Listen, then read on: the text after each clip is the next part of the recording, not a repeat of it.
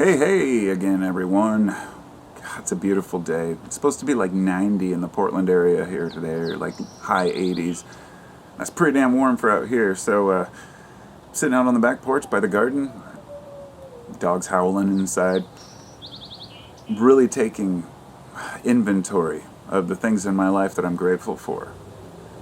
A couple times a year, I make a video talking about gratitude and how grateful I am to have the things that I do have. Even though I've been through hard times in my life, I've suffered through my own pain, physical and mental, self-torture, being confused, being broke, being surrounded by flies for some reason. They must be hatching some little like flies around here. But at any rate, you might, with the amount of videos I've made, you might think that I can just jump on camera anytime and talk. It's not that way at all. In fact, there's only a couple moments a day where I just feel like talking, and so sometimes those times don't correlate with a moment where I have free time or where I have quiet, but I'm going to do the best I can here. I just made one before. That's why I usually do 2 or 3 in a row and then don't do any for a while. But I just made one about the media, and I hate talking about that kind of stuff. I hate talking about current events, and I hate talking about world issues unless they're long-term world issues. To give you an example of what I mean, when I think of a video subject or a topic, often I will write a bunch of notes and then never make the video. At least half of the videos I intend to make, I do not make. And they usually pertain to a lot of facts and figures that I just get overwhelmed with and just say, it's not a subject that's important enough to cover, because in a month from now it's not going to matter. Such as what somebody said or somebody did or some political issue or a bill. I want a video that I can go back and watch a year later or 5 years later and have it still be relevant. So I wanted to make at least a majority of my videos, at least 2/3 of them, be always relevant to somebody. And that's what I'm hoping this one is, even though I've spent the first 2 minutes rambling about typical bullshit. It was kind of the primer for what I'm going to talk about here, which is using current events or using the world issues, the problems that we face, pestilence, disease, economic woes, whatever it may be. And especially at this time in history, facing this pandemic, I think it's a good time for all of us to restructure our lives and rethink what we want out of this life.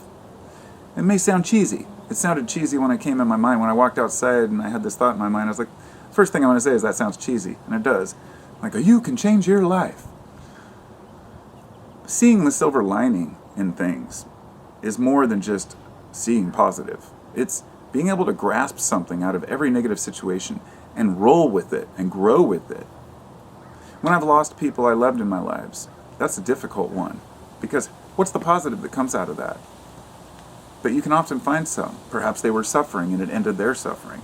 And then we find that it was selfish for us to grieve because it was their time. That's not always the case, especially if someone dies before their time. But then we might say, well, this has happened, so I'm going to have to find a positive, such as this made me a stronger person, such as my father passing away when I was 15. It was painful, but I didn't realize the pain until later, and how much it affected my life, how I perceive role models, my idea of what heroes are, my unwillingness to compromise with authority figures if I don't feel that they have the capacity to hold their position, or if I feel that they are inferior to me in a certain way.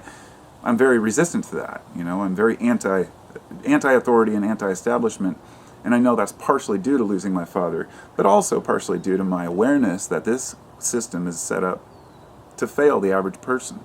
The working class, the proletariats, we're just we got the marching orders, right? You send your children off to die. Fortunate son. The rich kids never go to war. It's always the poor people. It's fucked up and it's ridiculous. But finding a silver lining in that system is difficult, especially when it continues to get worse and worse. So, which brings me to the COVID situation. Because of this, a lot of people have a lot more time to think. We have a lot more time to plan and decide what we want to do in the future, especially if we've lost a career or things aren't working out, we lose our home, whatever it might be.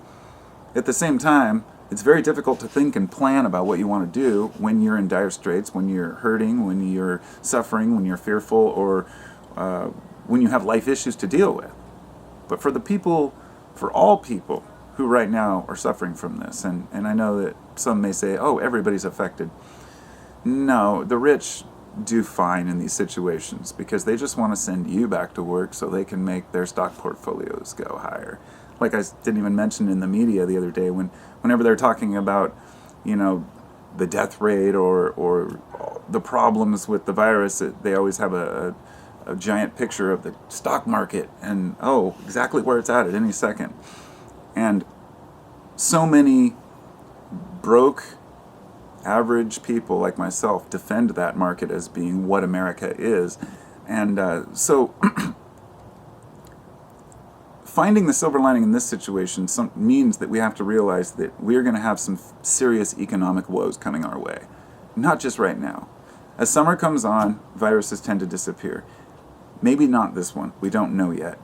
But when we get into the fall, all historical context points to the fact that we are going to have another outbreak sometime that might be much worse. But we're just talking about the sickness itself. When people talk about the death rate here, and I don't want to get into the virus much here, but as being, whether they say it's 0.2% or 3% or 15%, whatever, it doesn't matter. The hospitalization rate can be up to 20% for people who have symptoms. A lot of us don't have insurance, and nobody wants to spend 2 months in the hospital. But the long-term damage, even if we all survive, whether it be physical or mental, this is going to have a rippling effect across the economy. As other countries shut down, how are they going to ship over the supplies that we need, even if our country's open, to build the cars we need, to build the computers we need? A lot of these are manufactured in places that are in complete turmoil right now. So, how do we restructure and rethink our lives if we're looking at a future that could be complete chaos? That's difficult. So, my solution, the only one I have here, is not to think of your future as something that you have to plan. I'm not a planner. I do not like making plans, and I really prefer spontaneity to an extent. I might plan when I'm going to go on a vacation, but I don't plan everywhere I'm going to go, and maybe get a general idea, right? And with the future, I think it's the same. What we have to do, and what I'm talking about, isn't planning a portfolio or a stock options or anything like that. I'm talking about planning how to live the rest of your life and be content without being highly affected by this system and without being too vested in this current system.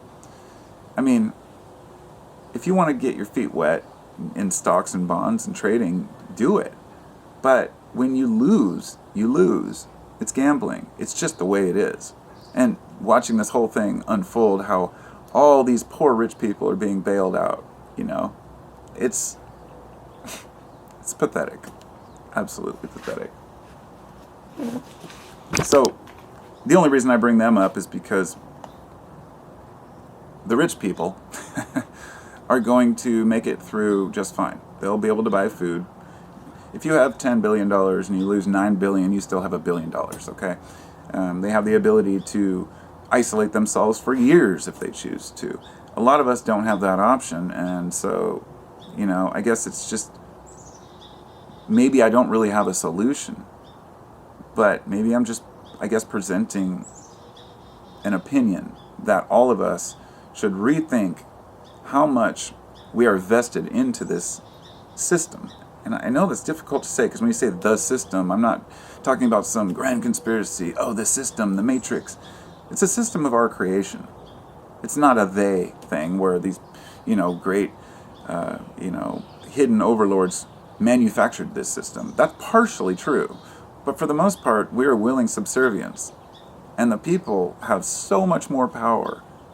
So if there is any silver lining in this, perhaps when this thing gets worse, instead of Americans standing up protesting against whether they should wear a mask, maybe they could protest the tyranny that the government has pushed upon its people for decades.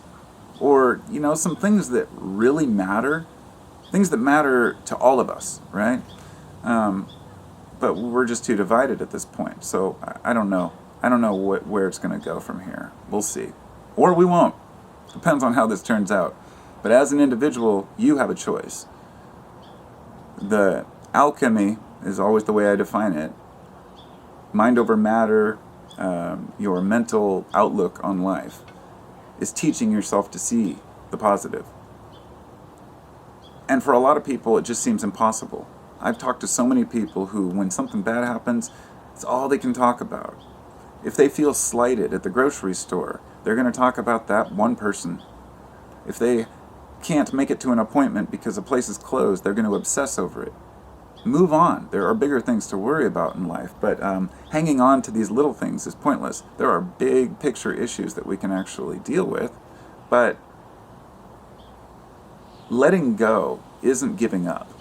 Letting go of your gripes and your hatred and your negativity is not giving up or giving in or becoming weak or soft. I believe that all humans lead a happier life when they're less aggressive, when they're less depressed, less anxious, which is all caused by our outlook on life. So, that's all I got. Thanks for listening. Talk to you later.